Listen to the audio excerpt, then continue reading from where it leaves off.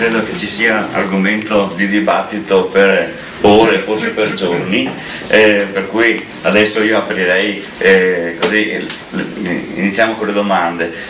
Farei anche piacere se nelle domande si facesse anche attenzione all'aspetto naturalistico dei problemi, cioè nella progettazione come il recupero di un tessuto può trovare spazio. Borziello, vieni, lo prendi?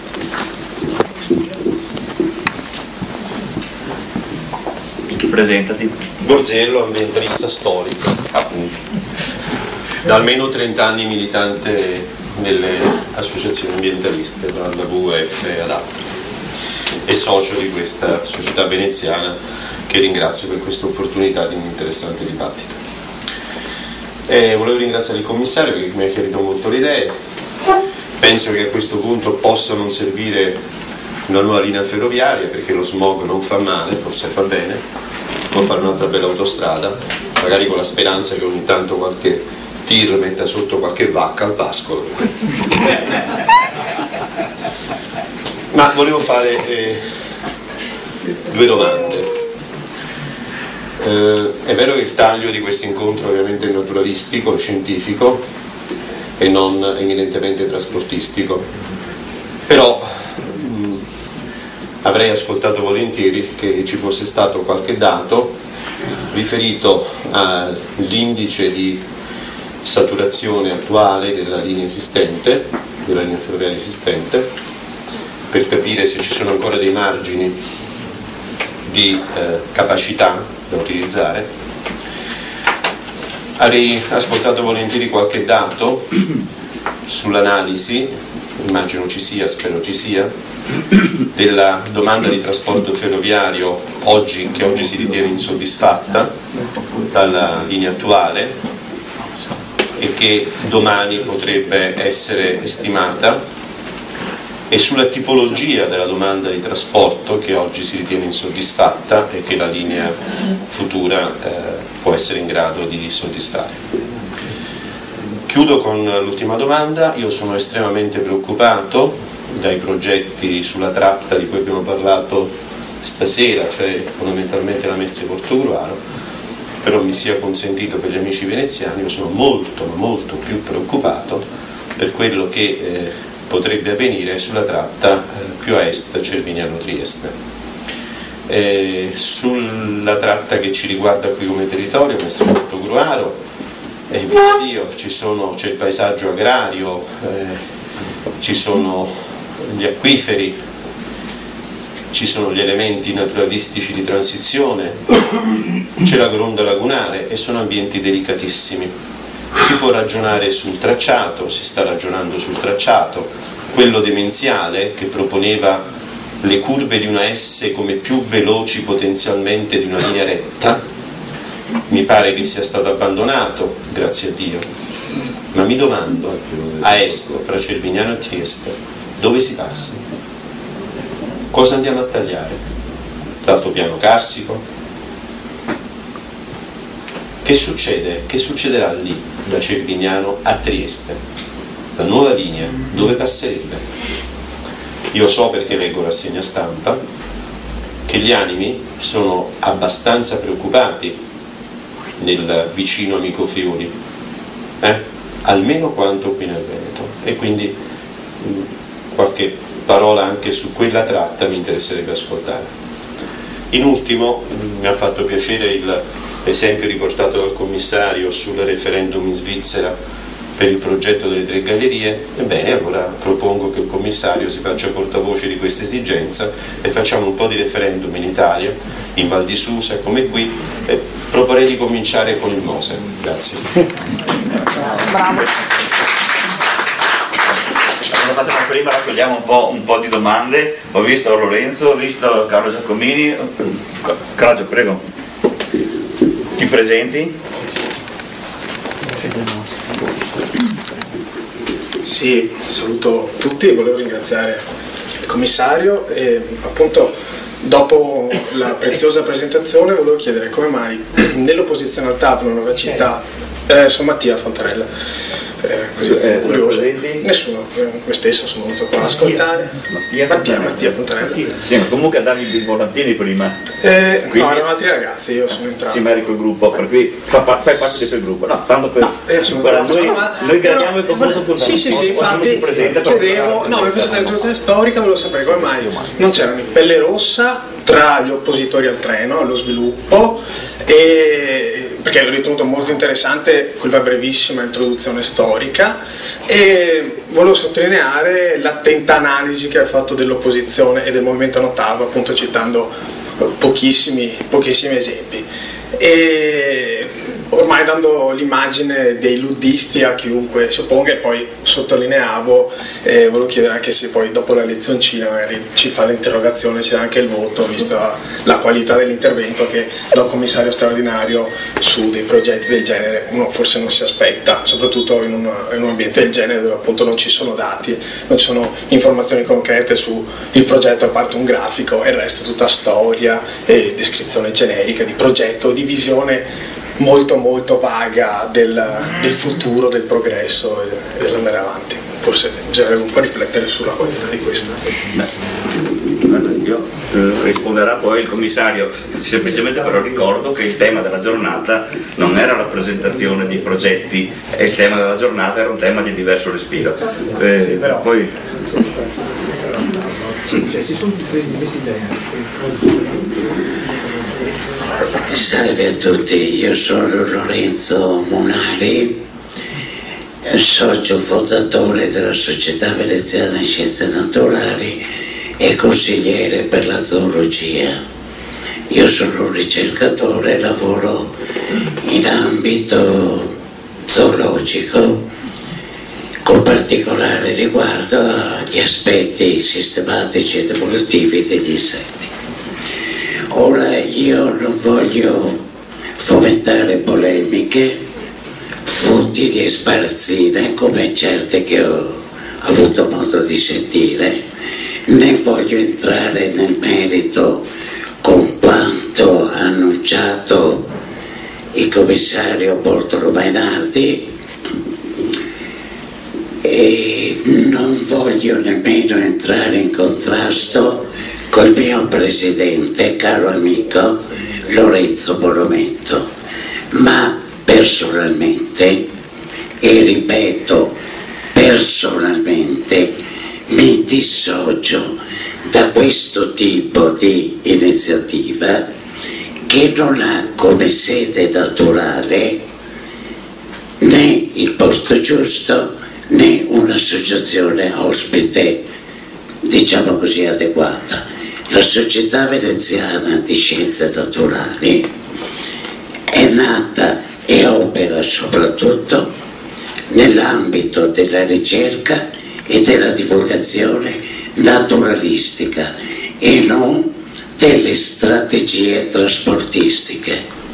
Pertanto sia, diciamo, la sede che ci ospita, Museo di Storia Naturale, ripeto, storia naturale, e noi, Società Veneziana di Scienze Naturali, mi fanno pensare, riflettere. Ho riflettuto per un'ora su ogni parola che è stata detta da Favaretto, o mi sbaglio?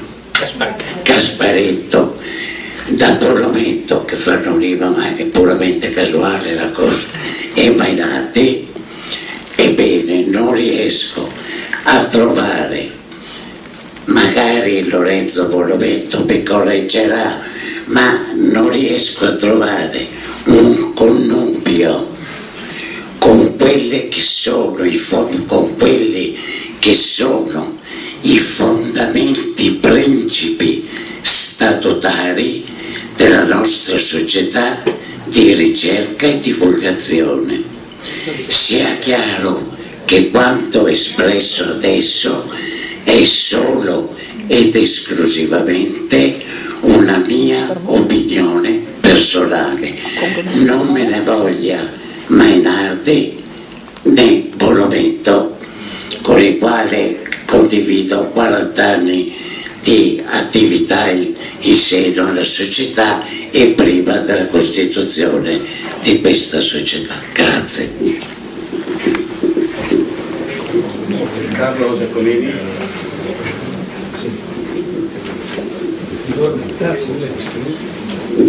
Allora, cerco di andare avanti nel ragionamento in positivo, sono molte cose interessanti, anche alcune discutibili, ma cerco di forzare in avanti, guardare il futuro con una fotografia però anche più completa sullo stato delle cose, perché va benissimo, architetto, porre sul tavolo il problema della revisione critica strategica di tutto il tema delle infrastrutture per questo nord-est. Ma bisogna forse essere sinceri e dire che le condizioni di drammatico dibattito e paralizzante dibattito derivano da alcune scelte specifiche, da una totale mancanza di pianificazione, che è venuta dopo che si era tentato negli anni 2000 di fare un nuovo piano generale finalmente della mobilità e della logistica e non più di infrastrutture. 6 mesi dopo fu stuprato dalla legge obiettivo, senza tanti preamboli, come si dice in metafora, andò lì a mettere semplicemente l'elenco delle opere. E siamo in una condizione in cui una regione dichiara di aver superato un piano regionale dall'89 al 2004, ne propone uno, lo lascia fermo, se ne dimentica totalmente di portarlo alla discussione pubblica del Consiglio regionale, totalmente mancando di aggiornare la propria programmazione, e procede direttamente alle opere. Abbiamo un territorio che è totalmente privo di efficace pianificazione degli insediamenti e di tutela del paesaggio, per cui è chiaro che in queste condizioni volutamente, programmaticamente perseguite dalle istituzioni o dai governanti pro tempore delle istituzioni, arriva poi a determinare questi dilaceranti dibattiti. Non dimentichiamo che questa stessa infrastruttura viene da una scelta totalmente priva di un ragionamento strategico tecnicamente motivato, ma da una scelta ideologica a favore delle nuove infrastrutture, quasi una religione, perché di questo stiamo purtroppo parlando, per le nuove grandi opere, e che come la religione ottenebra chiaramente il cervello, dichiarando altrimenti non soddisfacibili aspettative di sviluppo da qualche scelta magica. Allora, queste sono le condizioni oggettive. Allora va benissimo rimettere sul tavolo il tema della revisione critica, partiamo dalle istituzioni responsabili e partiamo dalle necessità di controllo democratico delle informazioni, delle preparazioni, delle proposte, dei criteri di valutazione oggettiva delle proposte, e quindi da un confronto tra alternative. Vengo quindi al dunque anche degli stimoli culturali, ne ho messi alcuni discutibili, altri molto interessanti, ne aggiungo uno io. Credo che tra i nuovi parametri valoriali, come giustamente ha proposto lei, ad oggi, 2012, tra i post crisi, spero post piena crisi culturale finanziaria, culturale economica, di modelli di valori, di modelli di consumo, di comportamenti, prima che non solo finanziaria, occorre mettere in discussione anche per la mobilità il concetto del limite. Lo stiamo mettendo finalmente all'ordine del giorno sul tavolo per il territorio, per le città, per i consumi materiali. Forse è il momento di arrivare anche a riconoscere che c'è strutturalmente, almeno come concetto, se non come numero preciso ancora, prima o poi arriverà anche il numero, la necessità di fare i conti con un limite alla mobilità, un limite forse da imporre. Forse la stessa crisi lo porterà ad autoimporsi un limite della mobilità, ma questo concetto del limite del risparmio dell'economia probabilmente porta anche a ragionare finalmente di un capovolgimento di ordine di ragionamenti, forse smettendo quell'approccio ideologico alle infrastrutture e cominciando a ragionare di trasporti e di mobilità, e quindi ragionare a rovescio. Non più fare piani di offerta di nuove infrastrutture, ma fare analisi, studi e piani di domanda, di mobilità e di trasporto. Allora, ragioniamo di questo per il sistema della direttrice, uso parole che non so spiego, ma che qualcuno comprenderà, penso molti quando pensare comprenderanno. Ragioniamo di direttrice est-ovest, che non è linea, che non è alta velocità, ma è direttrice. Quali domande di mobilità possiamo realisticamente mettere nel conto? In questa situazione nessuno lo sa, perché di tutti i progetti finora venuti avanti non c'è una previsione che sia una di mobilità, neanche nel piano regionale 2004 non c'è una previsione di mobilità né merci né passeggeri che sia in qualche modo credibile. Proviamo a ragionare di mobilità? Bene, quali sono le qualità, le prestazioni di mobilità che vogliamo mettere nel conto per arrivare a certe scelte? Per i passeggeri, ci può bastare un'ora di tempo di percorrenza per le connessioni di estremità Mestre-Trieste? È ragionevole dire che se io realizzo dei servizi di velocità che mi mantengono il cadenzamento orario con un tempo giro del treno entro un'ora, potendo cadenzare in origine e in destinazione il simultaneo rendezvous con i sistemi regionali e di trasporti urbani e extraurbani locali, ho un servizio eccellente? Allora, se è questo, quanti treni ci vogliono? 20 coppie di treni giorno andata e ritorno? Perfetto. Può bastare la nuova linea? Sì. Quanta velocità serve? 200 orari, 220? È possibile ottenere questa velocità sulla linea storica? Certamente, l'abbiamo dimostrato in parte anche lei, neanche 250, 220 sui binari storici. Non facendone due a fianco, aspettando 20 anni. Domani, rettificando 3 curve, si può arrivare a ottenere, con qualche forse moderazione certamente da Cervignano, da Monfalcone a Trieste, ma anche lì materiale con le casse a assetto variabile potrebbe velocizzare di molto e quindi anche lì recuperare grande prestazione in proporzione allo stato della linea ovviamente, ma si può ottenere un'adeguata, sufficiente velocità di servizi sulla linea storica, mettendo in conto per il beneficio della società e dell'economia subito, non tra 20 anni, una qualità notevole di prestazioni. Quanto serve? Quale e quanto serve di trasporto merci? Vogliamo mettere in conto 20 milioni di tonnellate all'anno sulla direttrice? 30 milioni di tonnellate all'anno sulla direttrice? Una quantità fantastica, vuol dire quasi il 50% in più del Brennero. Nessuno allo Stato sta scrivendo cifre del genere per l'ex corridoio 5 est-ovest. Ma facciamo anche la sede, 30 milioni di tonnellate all'anno, sono 100.000 tonnellate al giorno di movimento di traffico merci ferroviario.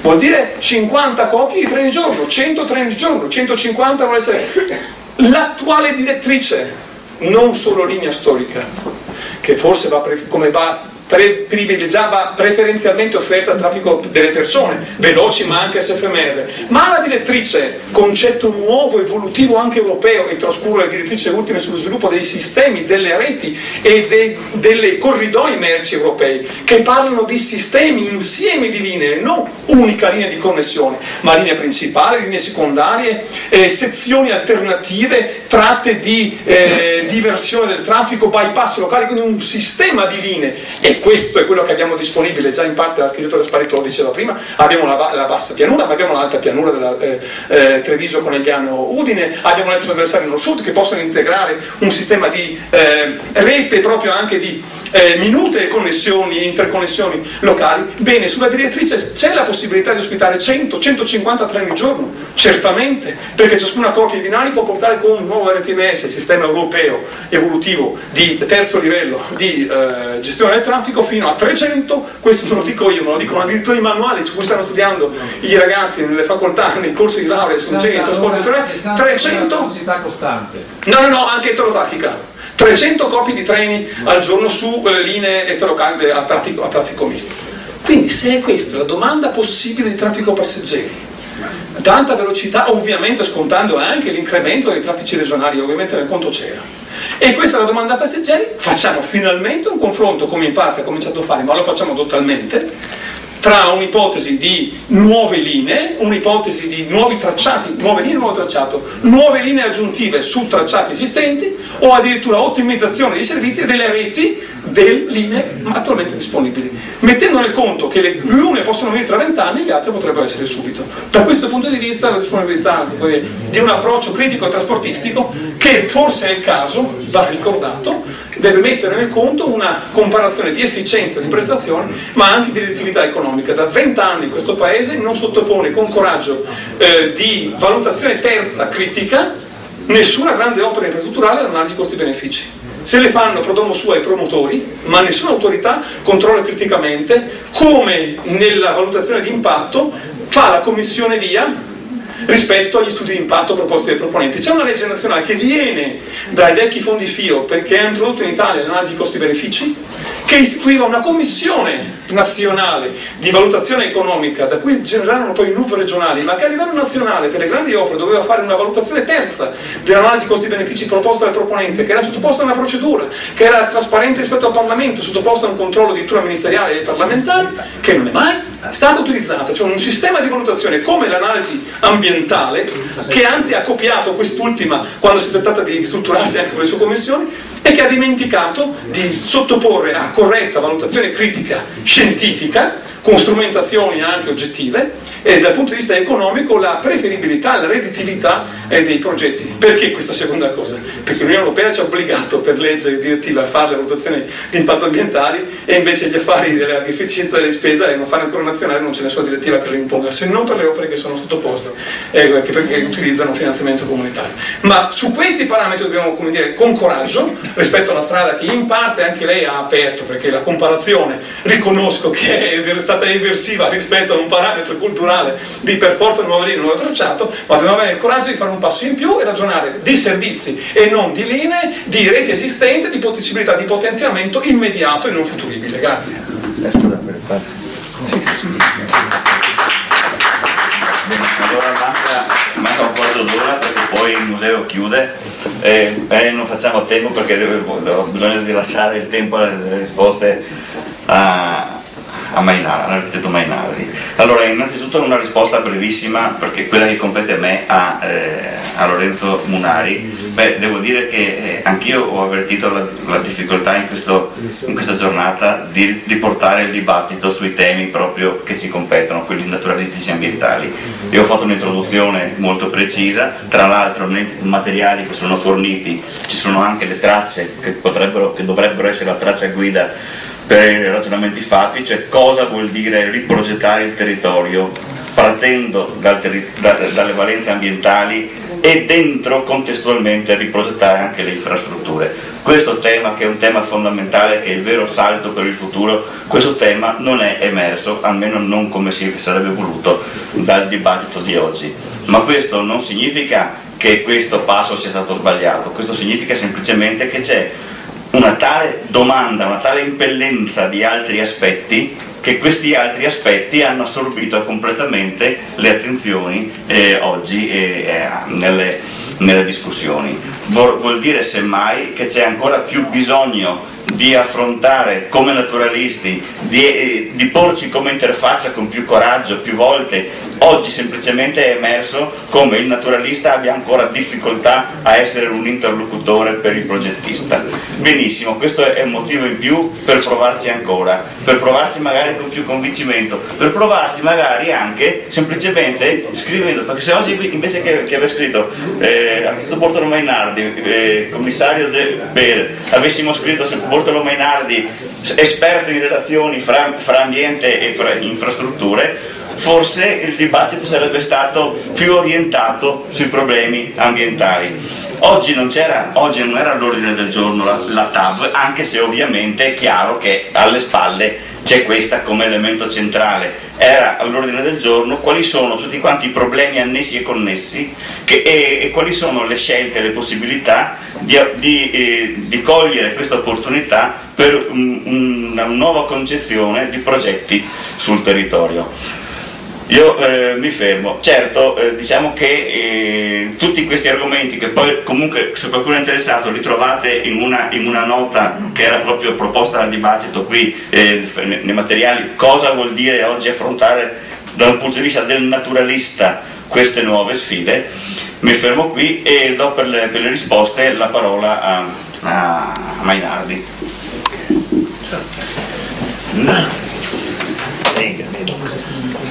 Dicevo già a suo tempo al buon Gasparetto, le prime volte che ci trovavamo, che siamo in un momento storico e culturale dove bisogna fare tutti uno sforzo per avvicinare le parti,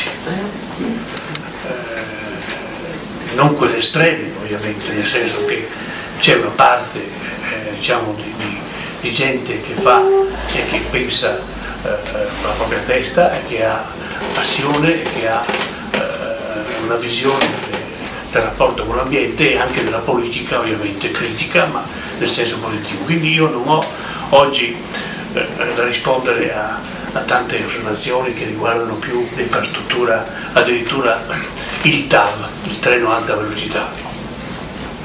Al signore che ha parlato per primo, Pozzenello,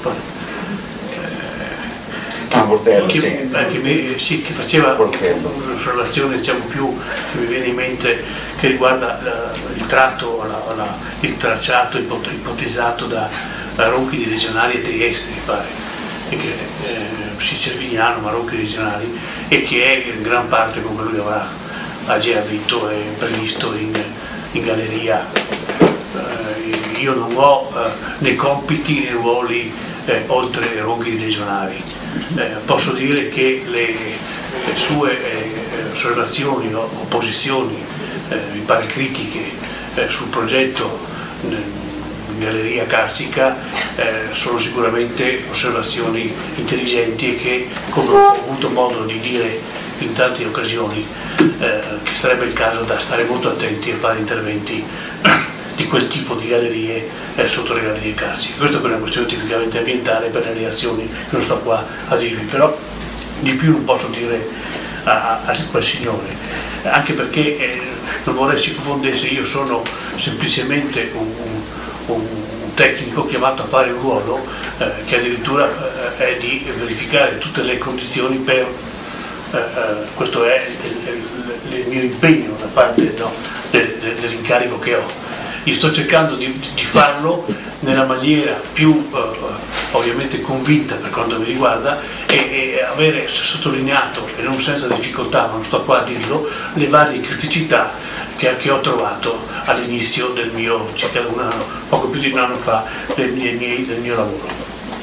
Al ragazzo che ha fatto un intervento molto critico, ovviamente non ho niente da dire, sono opinioni a confronto, lui rimane di quelle opinioni. Io non ho, spero, offero nessuno, se ho riportato delle cose che magari qualcuno non condivide, io non ho niente da aggiungere. All'amico di un tempo Munari, figurati se io non rispetto, che tu non te ne vogliamo, né io, ma penso neanche no, il buon no. Quindi, come si dice in questo caso, rispettiamo le opinioni, non pensiamo anche di convincere che siamo d'accordo, nel senso che ognuno ha la sua impostazione. Io ho accettato di buon grado e per l'amicizia, diciamo, al di là e a prescindere delle competenze, di venire un giorno qui con questo ruolo che ha Lorenzo tanti anni molto apprezzato, e di parlare di una cosa che non è, almeno per quanto mi hanno, così scontata e così facile, magari non è in sintonia. Io non conosco il statuto, ma sono venuto Munari con molta serenità e con molto rispetto, e anche ringraziando dell'occasione che mi avete offerto. Poi io non so se sono riuscito ad essere così soddisfacente rispetto alle vostre aspettative, ma io ho tentato un'operazione e sto tentando, professor Giacomini, di studiare e capire, perché poi alla fine non per stare a rimanere vago, perché vede, parto dalla fine del suo discorso. Vorrei che il mondo degli intellettuali liberi, che ho parlato prima, no? Nel senso che ci sia, se c'è una critica come lei ha fatto emergere, non solamente sua, nei confronti del potere che ha o non pianificato il territorio o programmato in un modo così abbastanza spicciolo, adesso uso io dei termini che lei non ha usato, ma per cercare di capire. E se tu c'è una democrazia che bisogna che facciamo i conti, o c'è o non c'è. Se nel Veneto si governa da 20 o 30, 40 anni, così è il popolo che decide, quindi bisogna che decidiamo che ruolo, poi si può avere opinioni diverse, ma che tipo di ruolo diamo a questa cosa. Sarebbe interessante, ma lo faremo magari una seconda cosa, perché anch'io ho bisogno di confrontarmi su tutta una questione che riguarda, che ho appena accennato alla fine della relazione, che riguarda questi Eurocorridor, no? O comunque progetti prioritari, no? Passati in seconda battuta, e le merci. E le merci, allora, le merci sono quanti chilometri di tratta il mercato accenna alla convenienza di passare dalla gomma alle merci? Bastano 500 chilometri? Ce ne vogliono 1000? Lei conosce sicuramente questa novità da Anversa a Choi King, che dall'anno scorso è partito 11.400 km dal porto di Anversa, passando sulla Transiberiana, che addirittura dicono, cioè, si paga circa 6.000 euro un container rispetto ai 1.000 euro della nave, ma siccome stanno 15-18 giorni e mentre la nave va stare a 30-35, cioè, ogni settimana hanno messo fuori 5 linee che partono. Ho citato quella prima sotto il tunnel del Bering perché sarebbe da capire se la rete che è in Europa, che può essere di 1500-2005, controlli un attimo la radialità dei corridoi europei cosiddetti o dei progetti prioritari, le differenze di ogni Stato che hanno problemi dal punto di vista ingegneristico, tecnologico tra l'Italia e la Svizzera, l'Austria, cioè, come mai ancora oggi dopo 15-20 anni non ci sono dei bei tragitti, dei treni merci? Cioè, chiediamoci, facciamoci delle domande, perché sennò io non ho. Quindi cosa facciamo? Continuiamo, non continuiamo? Giustamente io ho solo detto una cosa che è molto razionale, abbiamo le nostre linee Verona, Trieste a 40% o 60% utilizzate, cerchiamo di capire, no, se non è il caso di non spendere soldi che poi non ci sono e di utilizzarli. La legge obiettivo, professore, non è che la legge obiettivo ha determinato le opere strategiche, c'è stata una delibera successiva. Poi la 6 qualcuno ha ipotizzato o ha approvato il titolo quinto, cioè la politica concorrenza. E ogni anno, cioè, ogni 2 anni, tutte le regioni d'Italia, perché le opere cosiddette strategiche siano o meno inserite in una visione nazionale, dovevano essere concordate, definite e sottoscritte dalle stesse regioni. Quindi è difficile venire fuori su questo aspetto qua. Io, cari amici, mi fermerei qui perché parlare di alta velocità ci vorrebbe sicuramente un altro momento, un altro spazio e un altro tema. Cristiano ha chiesto anche lui la possibilità di... vabbè, una breve replica. No, un minuto soltanto. Io prendo, dato anche il tempo, l'intervento di Munari, che in qualche maniera si trovava a disagio per aver fatto un dibattito di questo genere in questa sede. A me non i problemi con Bonometto li vedete voi, però quello che a me sembra importante, io vorrei rispondere così a Munari, è vero, in qualche misura le cose che abbiamo detto non hanno parlato in maniera diretta della natura dell'ambiente.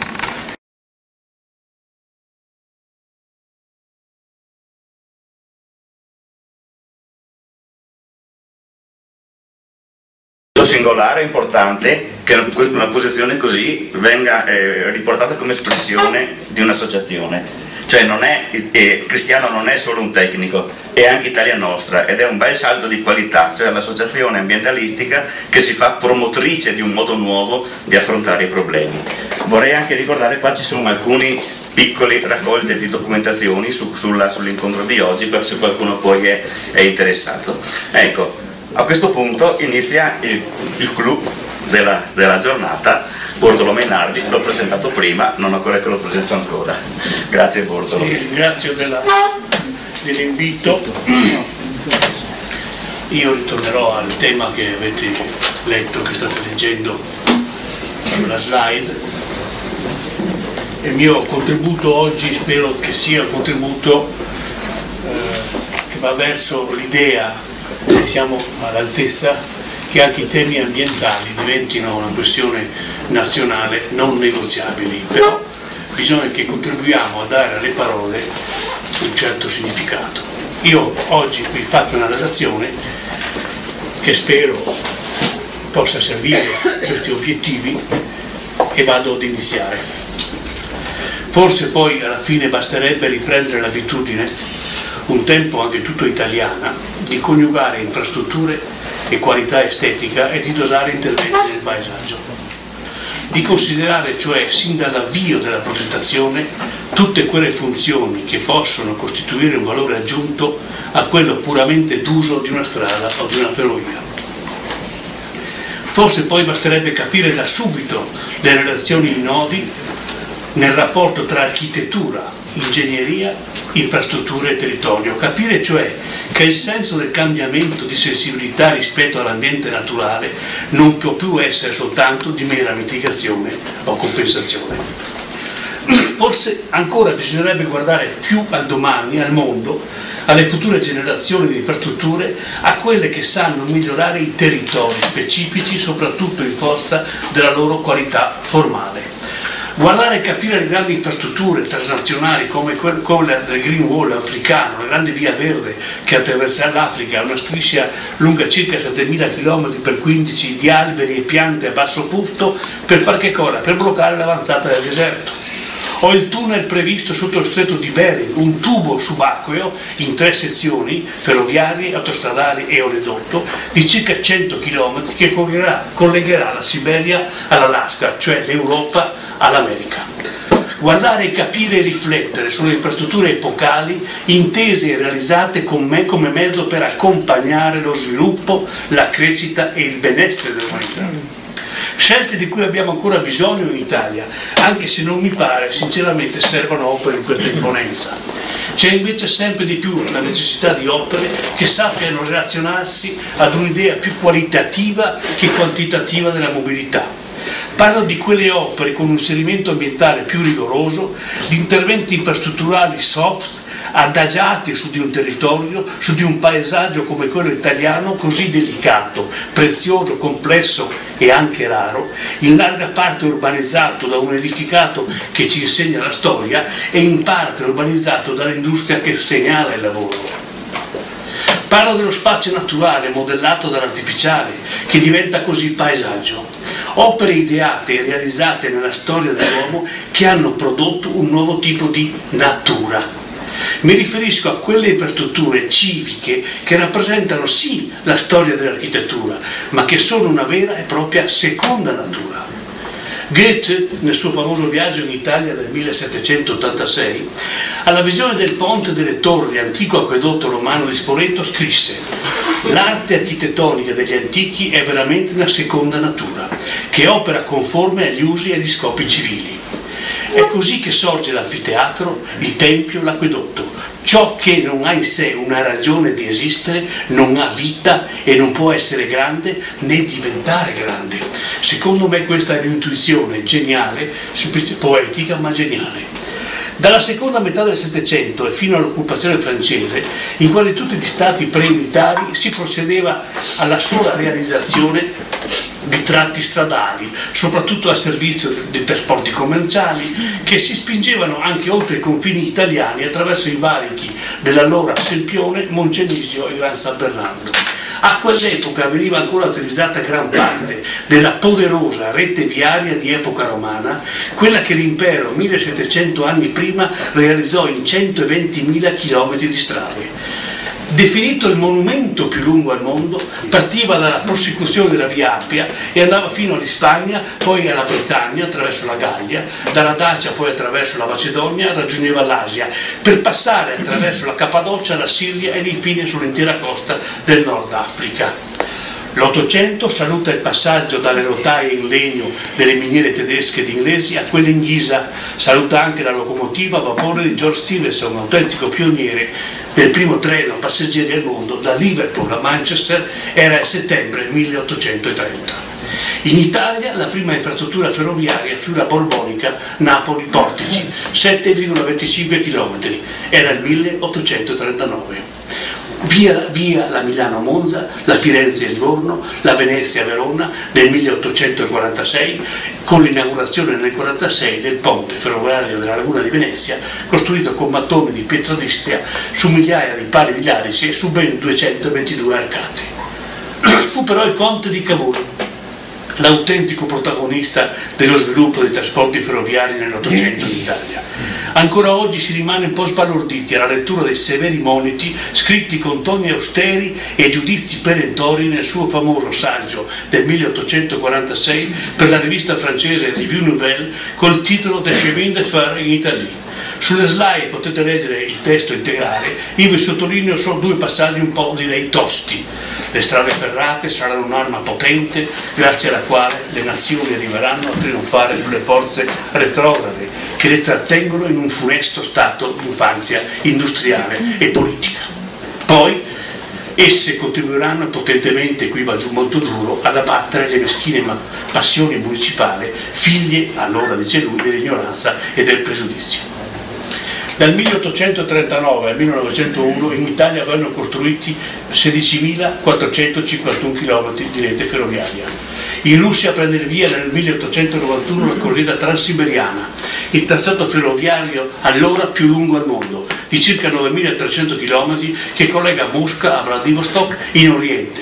In Svizzera intanto si costruisce la ferrovia più ripida a cremagliera con pendenze fino al 48%.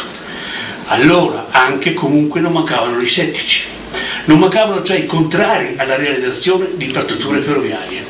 La ricca antologia delle motivazioni contrarie delle proteste erano tra le più bizzarre e financo risibili. Un ventaglio di proteste che andava dalle più assurde ed incompetenti quanto però innocue alle più illogiche quanto più incredibili.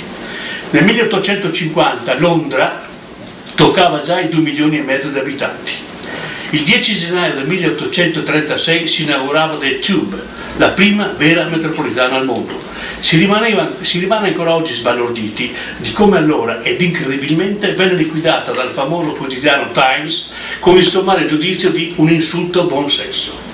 Nello stesso anno in Italia il poeta Giuseppe Carducci componeva versi paragonando addirittura la locomotiva a Satana, riporto parte dell'inno. Sulla slide potete leggere lo stralcio dell'inno relativo alla parte ferroviaria, vi leggo 2 significative quartine. Un bello e orribile mostro si afferra contro gli oceani, contro la terra. Come il turbine aratro spande e passa o popoli Satana grande. C'era un po' di buon tempo, mi pare, e ben poca poesia, ma questi erano altri tempi. Nel regno delle 2 Sicilie, un consigliere di Ferdinando II di Borbone sosteneva addirittura che il vapore causava problemi ai polmoni e che l'apparato digerente subiva danni dal traballare dei vagoni e per non farsi mancare niente, guai dimenticare che anche la retina si danneggiava a forza di guardare il passaggio dei treni. Anche lo Stato Pontificio non voleva essere da meno e quel Papa Gregorio XVI, che tra parentesi nato del Bellunese dove sono nato io nel 1765, si accompagnava a contrarietà alla realizzazione delle ferrovie sostenendo considerazioni del tipo che le strade ferrate favorivano l'importazione dei prodotti dall'estero, con ciò diminuendo la vendita di quelli nazionali. Di conseguenza aumentava la miseria e la disperazione del popolo, anche perché sarebbe diminuito il bisogno di bestie da tiro con il disastroso danneggiamento della pastorizia e dell'agricoltura. A dispetto di preti e poeti del secolo però la perifrasi strada ferrata diventa comunque una realtà. Diventano di uso comune nella lingua italiana anche diversi anglicismi come treno, stazione, tunnel. Il treno via via diventa una realtà economico-sociale, una realtà accettata sempre più convintamente e sempre di più convenientemente utilizzata. E non è perché Gesù nel Vangelo afferma io sono la via che conseguentemente noi sapiens ci siamo messi a costruire un bel giorno strade, autostrade, ferrovie, aeroporti e porti, cioè le cosiddette infrastrutture materiali. Lo abbiamo semplicemente fatto per la nostra mobilità e il nostro benessere. È che se i greci avevano avuto i loro templi, i romani i loro anfiteatri, le loro strade, gli uomini di ferro i loro castelli, l'Ottocento le sue abitazioni, il Novecento poteva ben essere rappresentato da quelle infrastrutture che avevano già iniziato ad organizzare l'espansione delle città e a rendere possibile lo spostamento delle persone. Se il Novecento non è il secolo in cui appaiono le prime moderne infrastrutture, è sicuramente quello in cui esse, progettate inizialmente per pochi, incontrano da subito un'utenza di massa, si mettono a punto le tecniche che garantiscono il loro funzionamento. Il Novecento è anche il secolo in cui le grandi infrastrutture incontrano l'architettura. Se l'Ottocento si è chiuso con le opere infrastrutturali di Otto Wagner, come la metropolitana viennese e il canale del Danubio, il nuovo secolo si apre invece con altre significative opere, come la stazione di Helsinki di Elissarine nel 14 e quella di Stoccarda di Paul Bonast nel 28.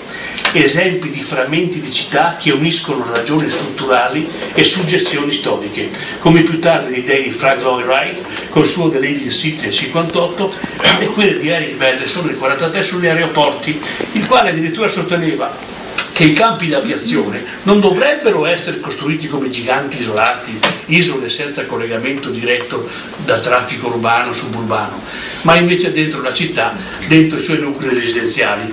Siccome Mendelssohn era un tedesco e poi è emigrato in USA, no, io credo che fosse stato, e si ricordasse, il famoso aeroporto di Tempelhof, che è neanche 2 chilometri dal Konfuziusdamm e che è stato chiuso nel 2008, e che nel 1926 si dice sia stata inaugurata Lufthansa, famosa compagnia aerea. Queste tante altre infrastrutture sono diventate parte anche della storia e dell'incontro tra architettura, spazio, natura e modernità. Una storia da ricordare anche nei disegni visionari e realistici al tempo stesso di Le Corbusier, come quello per Rio de Janeiro del 29, quello per Plan Novus di Algeri del 30, quello per lo studio urbanistico di San Paolo del 29 e quelli per la progettazione della riva sinistra dello Schelde ad Anversa nel 33. Disegni che, esasperando la presenza di strade e viadotti nella città, sperimentano la possibilità di fondere infrastrutture e fabbricati di figure nuove, cercando quindi di proiettare la dimensione urbana a scala territoriale. È l'inizio di un'idea sulla utilità d'uso del territorio, un'idea che vede una strada ospitare al di sotto del suo piano di scorrimento case e negozi, come nei disegni del Plan Opus, o un ponte trasformato in parcheggio o ancora un viadotto in abitazione. È stata la prova, il tentativo comunque di una formidabile ed innovativa rottura a quella che a suo tempo sembrava ancora una visione troppo rigida, tipologica, statica. Il Novecento delle infrastrutture non ci offre soltanto una sorta di museo di intuizioni e idee di grandi o piccoli progetti, ci regala anche un magazzino di scenari e di pratiche utili, di strade avviate e non del tutto percorso ed anche di propositi disattesi. Se i viadotti disegnati nel corpo di Rio de Janeiro da Le Corbusier dimostrano come l'autore avesse percepito i prodromi di un fenomeno in gestazione, cioè l'emersione, la tragica fatalità delle reti infrastrutturali come elemento fondamentale del mondo contemporaneo, verso la metà del secolo scorso la percezione diventa sempre più evidente realtà. Che siano le reti infrastrutturali a generare la città se ne accorge il geografo Jean Gottman, sviluppando negli Stati Uniti una ricerca nel 61 sullo sviluppo del continuum tessuto urbano e suburbano sul corridoio Boston-Washington ed introducendo l'idea della megalopolis sull'esempio della città greca del Peloponneso, la quale fu edificata sulle 2 rive del fiume e tra l'incrocio di 2 strade. Mentre un tempo era maggiormente i punti fissi come monumenti e piazze a rappresentare un luogo, un riferimento, oggi sono piuttosto le sue giunture, le sue connessioni, le sue strade, le sue ferrovie. Sono di fatto oggi le infrastrutture a riassumerne l'immagine, essendo esse stesse l'attrazione della maggior parte delle funzioni, che assicurano il precario andamento di un mondo sempre più popolato, più urbanizzato, più complesso.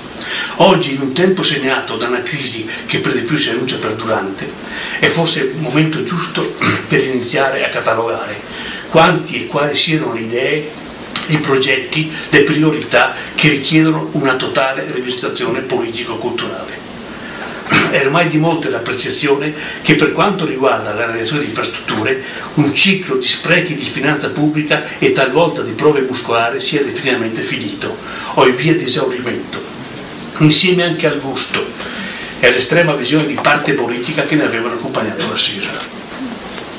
Preso atto pertanto che sono finite le risorse economiche pubbliche per la costruzione di nuove infrastrutture e che è in atto un progressivo consolidarsi della sensibilità attenta alla compatibilità ambientale, diventa assolutamente necessario capire che anche per l'ambito del fare, cioè del come progettare e del dove fare le grandi infrastrutture, è arrivato il momento di una maggiore e competente responsabilità pubblica.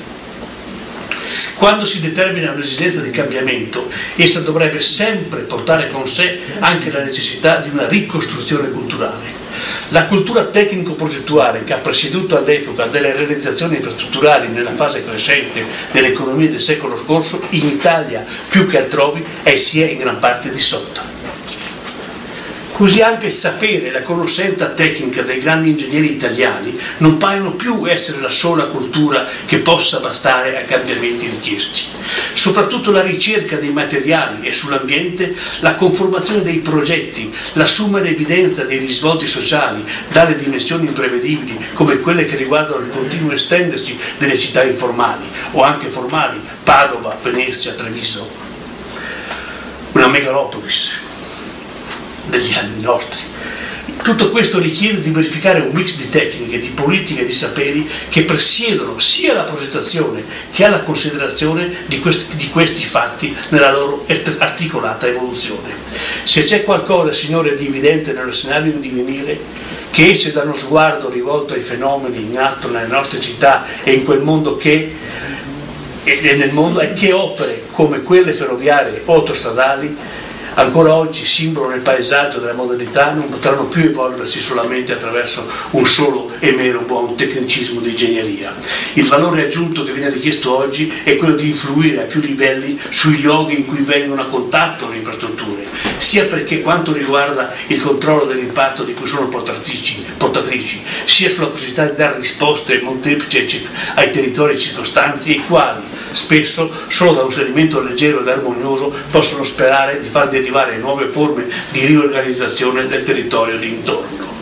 Si dovrebbe pertanto considerare l'aspetto formale già come un valore di interesse comune, che assieme alla capacità di captare, pensare e migliorare il complesso di tutto ciò che è l'intorno dell'infrastruttura, sappia cogliere e interpretare le eventuali differenze e, se necessario, deformarsi e modellarsi in base ad esse. È la buona parte, seppur ancora minoritaria, della crescente, disinteressata, apartitica, passionale ed ingenua sensibilità ambientale su cui rifondare una cultura del progetto e dell'uso del territorio. Mi riferisco a quella che è già attiva nelle ricerche di forme equilibrate di sviluppo, nell'attenzione non contemplativa dell'ambiente in rapporto al paesaggio, quella cultura con la solida e convinta idea anche della ricerca del consenso possibile attraverso la democratica partecipazione alle decisioni. Su questi fondanti cardini valoriali sarà opportuno recuperare quel tempo che, secondo me, abbiamo negli ultimi decenni un po' perduto. Intendo accennare come sia obbligatorio attivare un nuovo linguaggio, lontano da antichi luoghi comuni e discutibili pratiche, e che sappia segnare una radicale mutazione rispetto alla situazione storica, geografica, culturale ancora presente nel nostro Paese. Forse partiamo in ritardo rispetto ad altri paesi europei. Ciò potrebbe però offrire dei vantaggi, avendo davanti gli esempi di chi ci ha preceduto, esempi di buoni risultati ma anche di errori da valutare. Le iniziative in atto oggi in Italia sulla carta e non sono di tipo diverso e molteplici, dalla metropolitana di Napoli a quella di Roma a di Milano, dalle idee dell'Expo 2015 a Milano, dall'estrazione delle linee dei TAV, alle opere del Mose, alle centrali Enel, ai termovalorizzatori, ai rigassificatori, ad alcuni nuovi stati stradali ed autostradali ed al completamento di altre di più vecchia progettazione. In ognuna di queste iniziative si possono certamente riscontrare anche contraddizioni, ma io ritengo che i suggerimenti sono quelli più importanti. Il difetto sta nel manico, diceva spesso anche il nonno. Il senso era che tante contraddizioni emergono spesso quando è la regia generale che viene a mancare.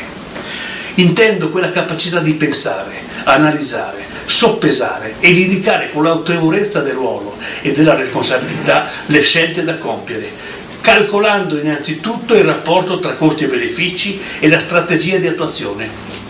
In tutto necessariamente in un quadro nazionale complessivo, sfruttando tutte le possibilità che derivano dal dialogo tra le parti coinvolte. Bisogna capire che tante infrastrutture, e non solo quelle di scala minore, per la comunità interessata o attraversata, possono rappresentare un potenziale e ricca occasione di crescita economica e sociale e di riordino territoriale. Non vanno lette pertanto solo come un puro servizio di collegamento, di transito, di mobilità. È invece necessario soppesare attentamente e con competenza la definizione, la posizione di un tracciato stradale o ferroviario e soprattutto considerare le reazioni reciproche e le future ricadute territoriali. Non ho oggi da argomentare su vari e variopinti casi in Italia, di forme di separatezza e di vicendevole estraneità, tra infrastrutture che sono diventate endemiche e che hanno fatto anche molti danni, sia al territorio che alle casse dello Stato. Come parimenti però non elenco quelle che invece, accorciando distanze fisiche, hanno accorciato distanze economiche e sviluppato benefici sociali. Non credo però di essere il solo ad aver preso atto che anche l'Italia di oggi è costretta a rivedere i propri parametri di sviluppo e quindi a ridisegnare la mappa dei valori fondamentali per il vivere della nostra epoca e in quella futura. Una rinnovata cultura progettuale per una nuova necessaria stagione di interventi sulle infrastrutture in Italia. Dovrebbe pertanto svilupparsi anche nella considerazione e sotto il segno qualificante dell'architettura come dell'arte del paesaggio, intesi proprio come parti assolutamente integranti e specifiche del suo essere. Valori, competenze, applicazione, studio, cioè insegnare soprattutto ai giovani a non avere pregiudizi cognitivi, a non farsi trascinare da onde emotive, ma prendersi sempre la briga di saper dimostrare le tesi che vogliono sostenere con metodi analitici e comparativi. Discutere, progettare, inserire infrastrutture nel paesaggio vuol dire obbligatoriamente integrare continuamente la conoscenza completa del territorio naturale e sociale, vuol dire dover studiare costantemente per non incorrere mai in errori valutativi, vuol dire basarsi essenzialmente su metodi rigorosamente scientifici, su metodi di analisi condivisi, significa crescere, essere in tutti i sensi una sorta di Don Giovanni della conoscenza, un Don Giovanni dell'intelligenza. Anche per me passare il tempo senza perderlo mi è stato d'aiuto per evitare di scivolare, parlando di infrastrutture e ambiente e di paesaggio, in opinioni fuori misura. Non so se ci sono sempre riuscito, però credetemi che ci ho provato. Fare l'architetto e il progettista ti pone costantemente a diretto contatto ed impegno con la natura, ti impone la responsabile maturità sulla stretta ed inscindibile relazione che c'è tra l'ambiente naturale, la persona e la specificità dell'uomo. Non ho mai simpatizzato, e qui lo dico un'altra volta, per la prezzemolata definizione sviluppo sostenibile. La ritengo un declinare sufficientemente e stucchevolmente retorico, nella palese intenzionalità di sottolineare surrettiziamente più l'importanza dell'aggettivo che del sostantivo, e dove il declino è la cifra della sostenibilità. In Cina il declino sarebbe la denatalità. Non lasciamo perdere. Passatemi una battuta di spirito. Se avessi le origini e l'intelligente ironia di Woody Allen, sosterrei che di questa definizione sviluppo sostenibile avrei anche un po' di paura dell'acronimo SS, ma era solo una battuta. La storia delle infrastrutture nel mondo ha anche spesso registrato movimenti di opposizione, manifestazioni di contrarietà. Dove però le iniziative politiche hanno seguito la scelta del confronto, dell'informazione, della partecipazione e del rispetto delle opinioni, tutte, sono stati possibili dei miglioramenti ai progetti, sono registrati sostanziali consensi e quindi dato inizio alla realizzazione condivise ed accettate delle opere stesse. Facciamo solo l'esempio di quello che è successo negli anni 90 nella qui vicina Svizzera, quando nella ipotesi programmatica progettuale della politica svizzera dell'Alpi Transit c'era previsto queste 3 gallerie, l'Osper, le Ceneri e San Gottardo, circa 100 erotti chilometri. C'è stato fatto un referendum dei 23 cantoni, il 63,6% ha votato a favore, il rimanente 30 o 40% non ha più parlato. Questa è o no democrazia, bisogna che lo decidiamo un metodo, però dopo lo rispettiamo. Nel nostro paese invece a più volte è successo e succede che la protesta contro l'infrastruttura, da anni scelta e dichiarata di interesse pubblico, sfoci e si amplifichi a dismisura, fino anche a paventare pericoli per la salute dei cittadini, senza però che tale grave denuncia sia poi seguita e supportata da dati scientifici, ufficiali e condivisi dalle parti. Non è una novità che il più delle volte i movimenti di opposizione siano esagerati sugli effetti negativi causati dalla realizzazione di infrastruttura. Purtroppo hanno spesso un palese e unico obiettivo, quello di non far fare l'opera. Usano un po' scorrettamente le corde del pericolo per la salute, onde toccare la sensibilità genuina di larga parte della popolazione, la quale, preoccupata per la propria salute, di fatto diventa contraria all'opera. Nell'ultimo decennio mi sono trovato coinvolto più volte in confronti, analisi, dibattiti sui potenziali impatti ambientali di infrastrutture che seguivo per conto del governo, da quelle autostradali e ferroviarie ad aeroporti, elettrodotti, impianti centrali per l'energia elettrica, eccetera. Non è stata però sempre una costante registrare nelle motivazioni della protesta metodi ed elementi di merito di scienza e coscienza necessari e sufficienti a sostenere la contrarietà alla realizzazione delle infrastrutture e quindi anche a cambiare idea. Non sempre cioè le ragioni contrarie sono state tali da giustificare e sostenere la presunta denuncia dell'impatto negativo sull'ambiente. Quale e come o un'alterazione qualitativa e quantitativa, diretta ed indiretta, permanente o temporanea, singola, cumulativa, negativa in tutto il sistema ambientale e in relazione fra quei fattori entropici come quelli naturalistici, chimici, fisici, climatici, paesaggistici, architettonici, culturali e financo agricoli ed economici. Ho seguito e seguo, seppur indirettamente, la protesta del movimento Notar alla realizzazione della ferrovia in Val di Susa.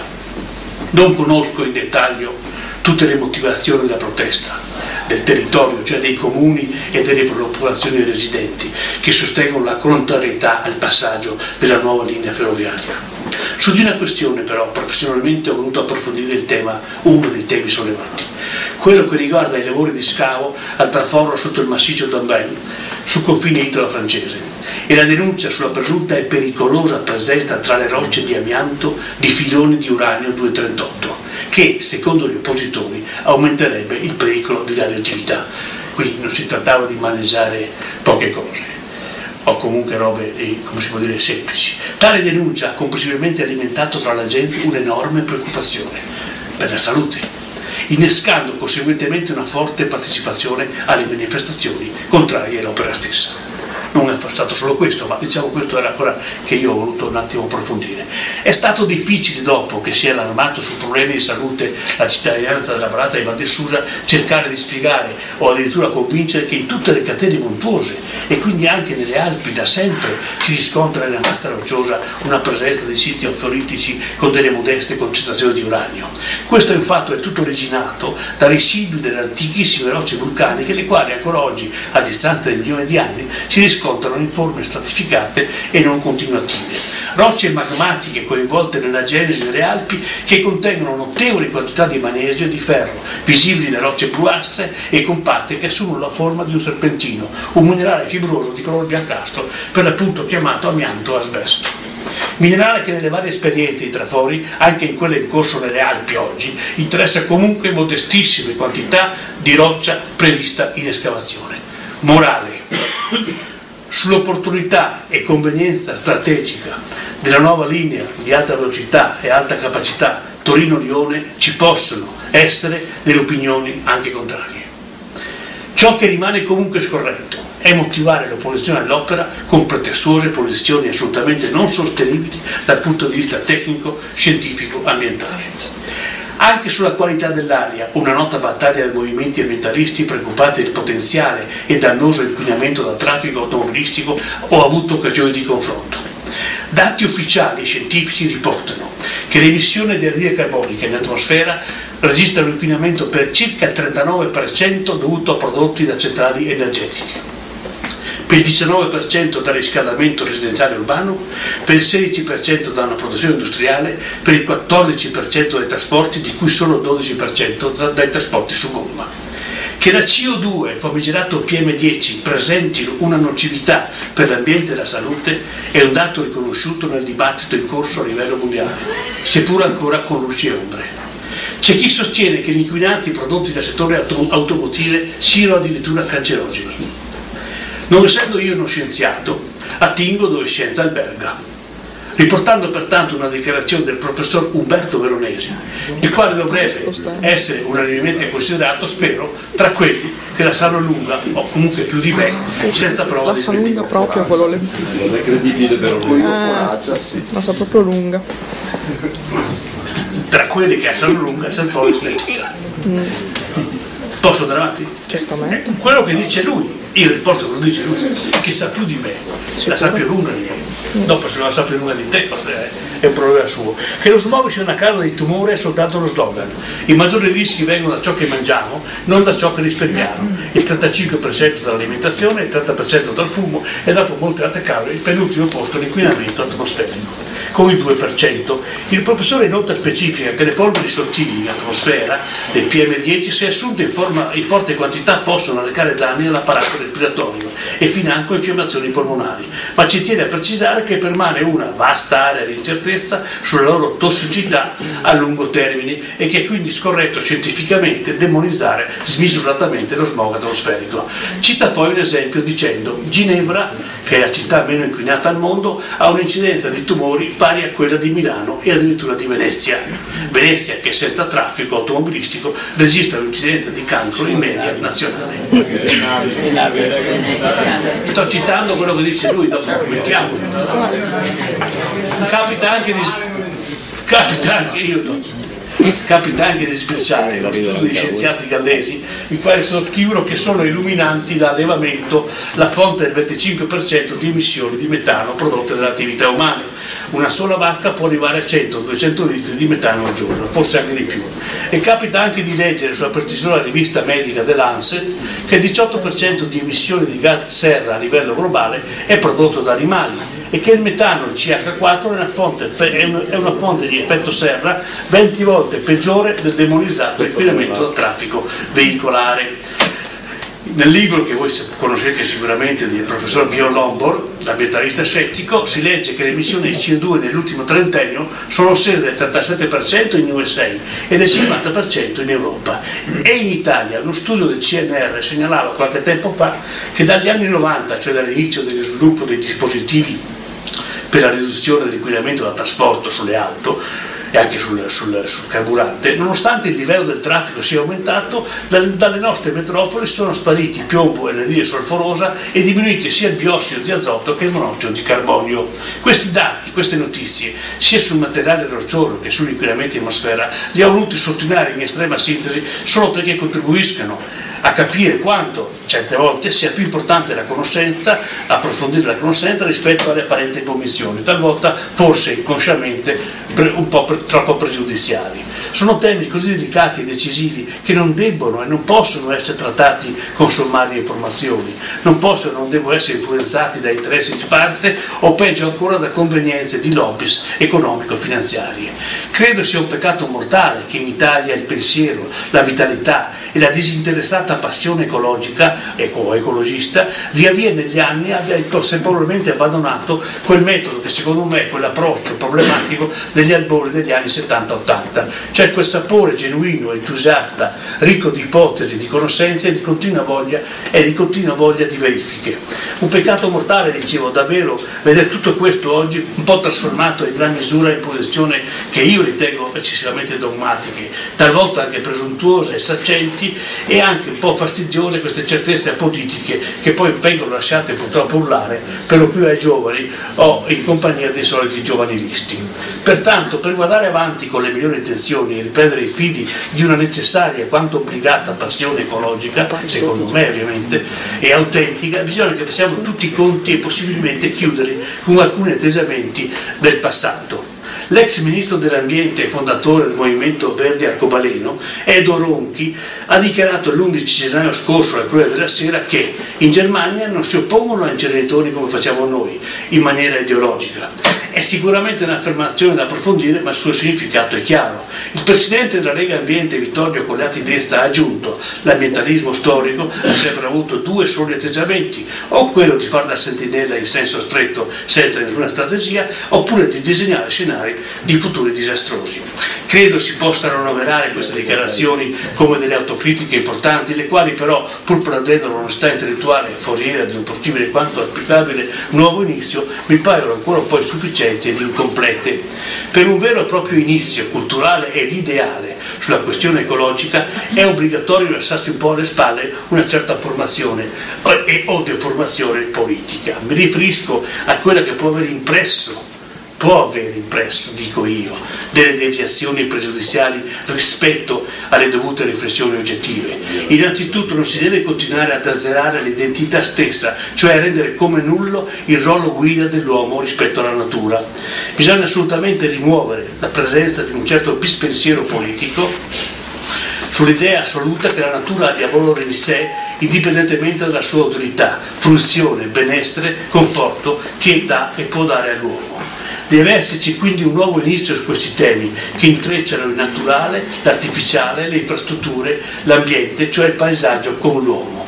Dobbiamo avviarci nelle future riflessioni nel rispetto e convinti che il senso stesso della vita affida a noi sapiens il ruolo di custodi attivi della natura e non di meri e sciocchi guardiani che abdicano alla loro responsabilità, alla loro parte importante di co-creatori.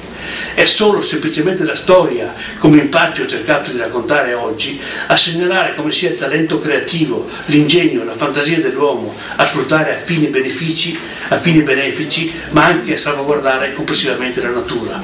Come a noi uomini ci è anche stato dato la responsabilità di giudicare ed eventualmente contrastare opere che, se realizzate, offendono il decoro pubblico, determinano potenziali e negative alterazioni dell'ambiente e sono anche nocive per la salute pubblica.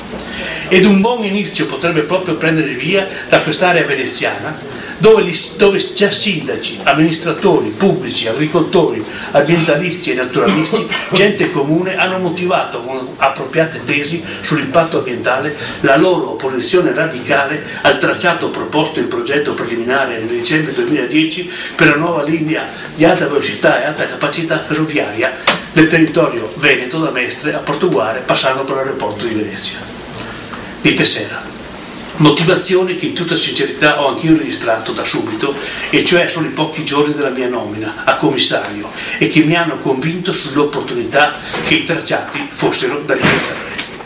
D'altronde non è stato difficile convincermi della estemporaneità quanto funambolesca idea di questi tracciati.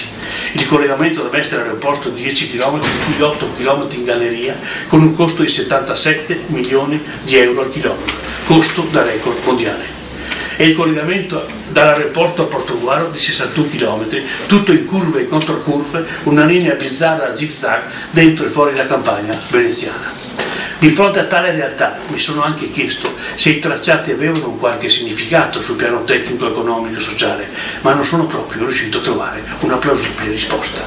Rimaneva più semplicemente un'idea di tracciati irragionevoli, con un segmento di 61 km sinuoso ed anche indifferente a tutto quello che stava nel suo intorno, una sorta di assolo lontano da un'idea di composizione col territorio e del senso di infrastruttura urbanistica omogenea e di relazione con l'ambiente. Un previsto consumo di territorio prezioso e delicato per milioni di metri quadri di superficie agricola, vari e palesi preoccupanti impatti al suolo e al sottosuolo, problemi alla rete idraulica, impatto del taglio agli diaframmi naturali, interferenze con i vincoli paesaggistici e con l'ecosistema della laguna di Venezia.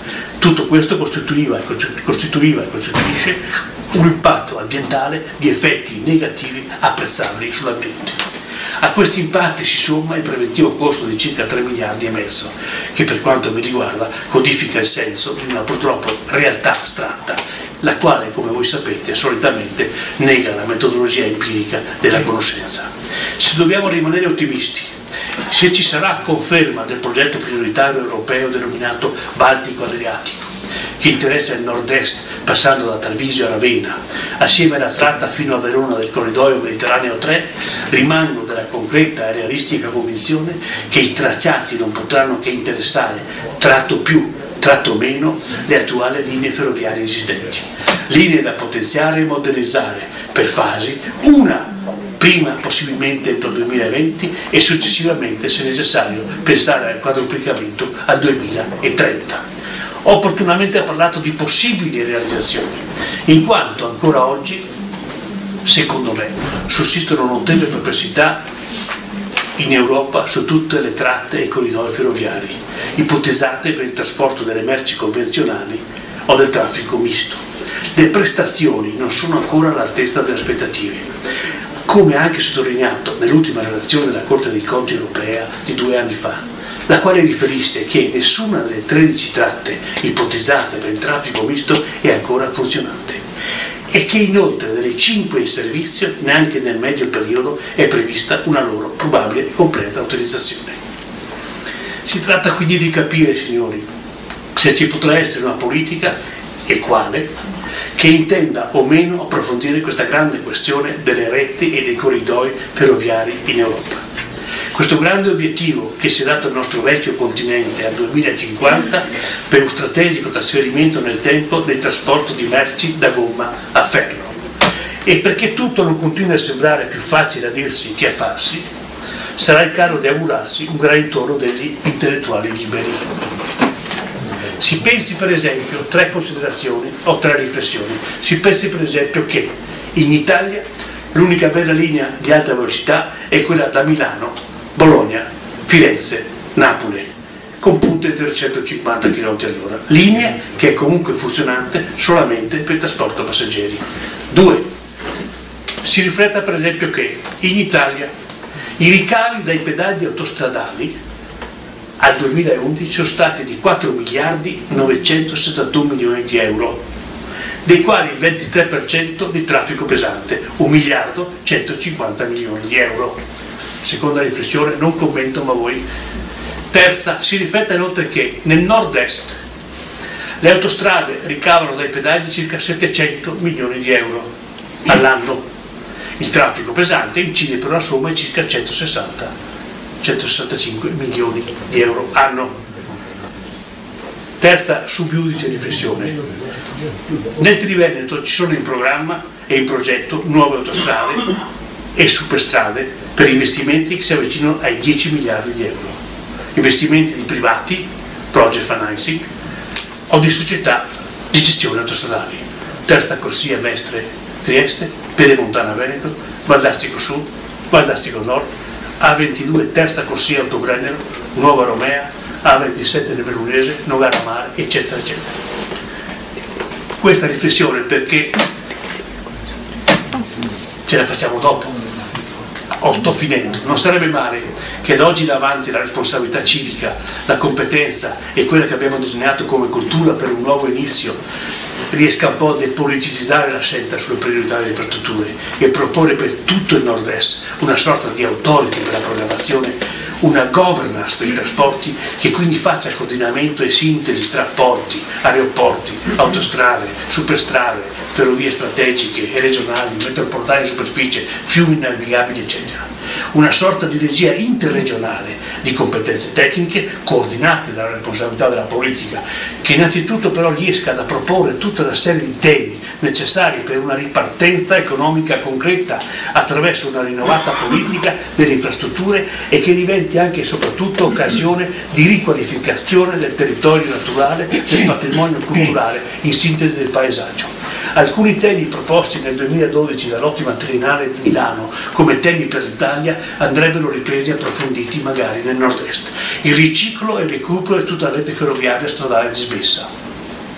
La conservazione e la considerazione delle tante infrastrutture con un notevole valore simbolico. Il concetto di permeabilità delle infrastrutture rispetto alle aree circostanti e la loro reciprocità. Poi il paesaggio come elemento importante nella multifunzionalità delle infrastrutture e il rilancio delle vie d'acqua dei nostri fiumi e laghi. Il tutto in un rapporto tra politica e cittadino nuovo, perché è nato nella fiducia, e che si alimenta nella partecipazione e nella formazione delle sette infrastrutturali. Io penso che tutto ciò sia possibile, caro Renzo e caro amico, perché in fondo siamo e vogliamo essere uomini e donne di buona volontà. Scusate la lunghezza, grazie del vostro ascolto e la pazienza, io avrei finito.